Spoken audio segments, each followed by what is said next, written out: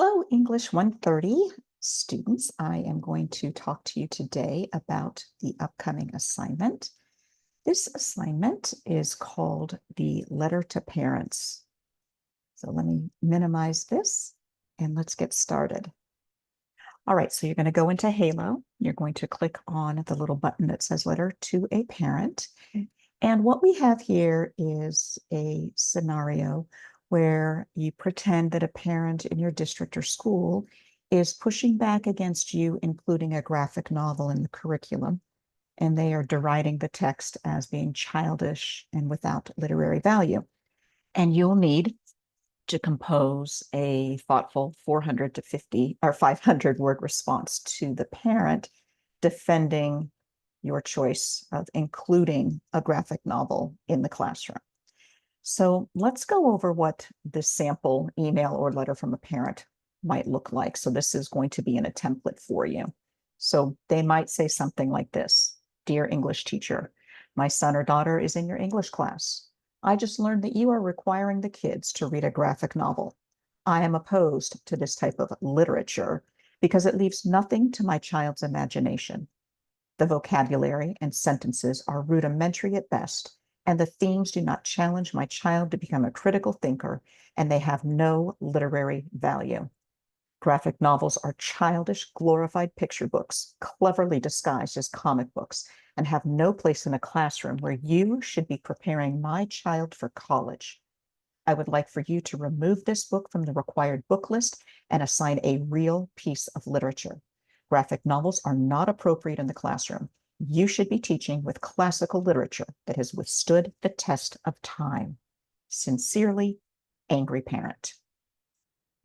All right, so as we think about what a parent might be referring to in here, it would be important for us to know what are the characteristics of a graphic novel so that you can compose a well thought out response to the parent. So graphic novels and traditional novels actually share a lot of key characteristics. They have a clear beginning, middle, and end. There's a central narrative and a plot line. The characters are developed and they go through their own personal journeys. There's definitely thematic messaging throughout a graphic novel, but because there are not as many words, the words that are chosen are more precise and carefully considered, especially with the dialogue and the narration. Now, the obvious distinction between graphic novels and a more text-based novel is that the graphic novel uses the images to do the vast majority of the storytelling. The dialogue bubbles and the narration boxes help to elaborate and help the story to progress. One of the things that you're going to need to do in order to complete this assignment, and this is according to the instructions, is you will need to use this particular source as a way to bolster and give some credibility to your parent response back to them. So if you go into Halo on the left-hand side, it says classroom materials. It'll be T6 topic 6. So click on that. And once you click on that, there should be the article link on the right-hand side. You'll download this article and you will read it and then use what you can in your letter response back to the parent. So this is an article written by Jean Yang in 2008. And what's interesting about this article is that it's done in graphic novel format. So the things that you are required to include in your reply, there are 6 things. 1, you will need to reply and defend. So this needs to stay within that 400 to 500 word count, and defend why you want to include a graphic novel in your classroom. Within this letter back, you actually have to reference a real graphic novel that could be used in the classroom, such as Persepolis. If you do a little bit of investigating, I think you're going to find that there are many, many, many novels that have been done in graphic novel format, including many of the classics. So if that were a way you wanted to respond specifically to that parent, you could reference a novel that has been turned into a classic novel that's been turned into a graphic novel. You're going to want to explain and discuss why graphic novels are so great at using the visuals to communicate those literary themes to the students. and how students, especially in this day and age, can really connect with the visual texts. You must somewhere within the reply back reference the Yang 2008 article.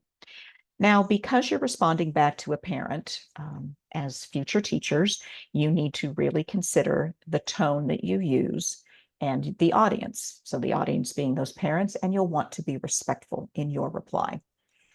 Also, you'll be graded on the structure. And so I do have a template for you that should help you stay within the structure, including that salutation, the closing signature, that kind of thing.